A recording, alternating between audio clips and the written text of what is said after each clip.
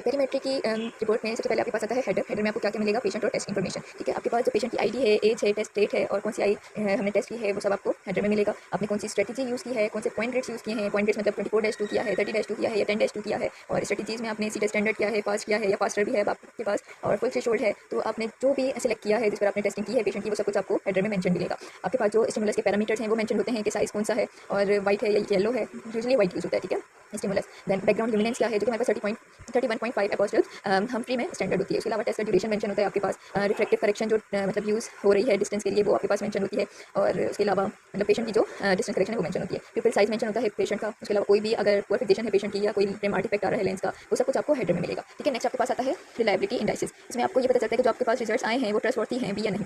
तो आपके पास fixation losses का क्या मतलब है कि परसेंट ऑफ टाइम्स जब पेशेंट ने रिस्पॉन्स किया, जबकि जो स्टिमुलस था वो पेशेंट के ब्लाइंड स्पॉट पे था। अब आपको पता है कि ब्लाइंड स्पॉट पे हमारे पास विजन नहीं होती। ठीक है, तो ऑफ कोर्स ब्लाइंड स्पॉट पे पेशेंट को स्टिमुलस पे रिस्पॉन्स करना ही नहीं चाहिए। अब अगर वो रिस्पॉन्स कर रहा है मतलब उसकी फिक्सेशन लॉस है, जिसकी वजह से पेशेंट ब्लाइंड स्पॉट पे रिस्पॉन्स कर रहा है। तो इसकी जो हमारे पास एक्सेप्टेबल रेंज होती है वो लेस देन 20% होती है, सीटा में भी और फुल थ्रेशोल्ड में भी। देन आपके पास है फॉल्स पॉजिटिव। फॉल्स पॉजिटिव में होता क्या है कि स्टिमुलस होता नहीं है बट पेशेंट रिस्पॉन्स कर रहा होता है। अब ये किस वजह से भी हो सकता है, जो मशीन है टेस्ट के दौरान वो बीप बीप साउंड प्रोड्यूस कर रही होती है। ठीक है, तो पेशेंट क्या करता है, उस साउंड के अकॉर्डिंगली रिस्पॉन्स कर रहा होता है कि बीप आई है तो स्टिमुलस होगा। ठीक है, जिसकी वजह से स्टिमुलस नहीं होता बट पेशेंट रिस्पॉन्स कर रहा होता है। तो ये हमारे पास किसमें जाता है? फॉल्स पॉजिटिव एरर्स में। इसमें हमारे पास जो एक्सेप्टेबल रेंज है वो सीटा में लेस देन 15% है, जबकि फुल थ्रेशोल्ड में ये लेस देन 33% है। उसके बाद हमारे पास फॉल्स नेगेटिव। इसमें क्या होता है, पेशेंट हमारे पास प्रीवियसली लेस ब्राइट स्टिमुलस पे रिस्पॉन्स कर चुका होता है बट अब वो ब्राइट स्टिमुलस को मिस कर रहा होता है। ठीक है, तो ये किसी भी वजह से हो सकता है। पेशेंट को फटीग हो गई या ट्रू फील्ड इफेक्ट है या इनअटेंटिव है पेशेंट, तो ये सारे कॉजेस हो सकते हैं। इसमें हमारे पास एक्सेप्टेबल रेंज सीटा में लेस देन 15% है और फुल थ्रेशोल्ड में लेस देन 33%। उसके बाद हमारे पास आ जाता है थ्रेशोल्ड सेंसिटिविटी मैप। इसमें हम न्यूमेरिक प्लॉट देख रहे होते हैं। उसमें होता क्या है कि जो भी थ्रेशोल्ड सेंसिटिविटी है वो डेसिबल्स में हर ईच पॉइंट पे मेंशन होती है। जो नॉर्मल सेंट्रल सेंसिटिविटी होती है वो हमारे पास 30 to 33 डेसिबल्स होती है, जो कि पेरिफेरी की तरफ डिक्रीज हो रही होती है। जितनी लोअर वैल्यू होगी उतनी मतलब रेटिनल सेंसिटिविटी रिड्यूस है। अगर हमारे पास सिमेट्रिकल है horizontal mid line,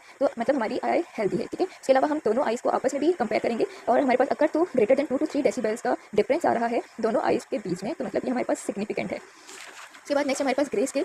grey scale just क्या करते हैं, एक विजुअल पिक्चर बना होता है थ्रेशोल्ड वैल्यूज की, मतलब जो हमें ईच पॉइंट के डेसिबल्स की वैल्यू मिल रही है उसको देखते हुए ग्रे मैप बनाता है। ठीक है, जो डार्कर एरियाज शो होते हैं वो शो कर रहे हैं कि यहाँ पर जो रेटिनल सेंसिटिविटी है वो लो है। इसके अलावा ये सिर्फ एक क्विक विजुअलाइजेशन के लिए होता है, डायग्नोस हम इस पर नहीं करते। कभी भी ग्रे स्केल को देखते हुए आप डायग्नोसिस इंटरप्रिटेशन नहीं कर सकते। ठीक है, उसके अलावा ये अफेक्ट हो सकता है डिफ्यूज मीडिया ओपेसिटी की वजह से, जिसमें आपके पास कैटरेक्ट आ सकता है या प्यूपिल साइज की चेंजेस आ सकती हैं। तो ये बात आपने बहुत अच्छे से याद रखना कि जो ग्रे स्केल है वो सिर्फ इंप्रेशन के लिए है, आप इससे इंटरप्रेट नहीं कर सकते, आपको डेविएशन प्लॉट पे रिलाई करना होगा।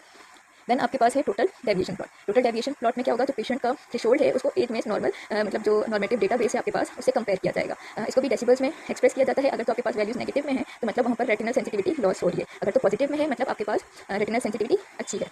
प्रोबेबिलिटी प्लॉट जो है वो आपके पास स्टैटिस्टिकल सिग्निफिकेंस शो कर रहे होते हैं। अगर तो आपके पास जो पी वैल्यू है वो लेस देन 5% है तो माइल्ड लॉस है। ठीक है, पी वैल्यू अगर लेस देन 2% है या 1% है तो मतलब आपके पास सिग्निफिकेंट विजन लॉस है। अब आपके पास क्या है कि आपने डिटेक्ट करना है जनरलाइज या फोकल लॉसेस को। ठीक है, आपके पास मीन डेविएशन होती है, पैटर्न स्टैंडर्ड डेविएशन होती है। जो आपके पास मीन डेविएशन होती है वो आपको जनरलाइज बता रही होती है। ठीक है, जबकि जो फोकल है वो आपको कौन बताएगा? Pattern deviation. Pattern standard deviation से आप फोकल लॉसेस देखेंगे, मतलब कोई लोकलाइज डिप्रेशन तो नहीं है। ये सारी चीज़ें हम किसमें देखेंगे? पैटर्न स्टैंडर्ड डेविएशन में। और अगर जनरलाइज है तो वो हम देखेंगे मीन डेविएशन में।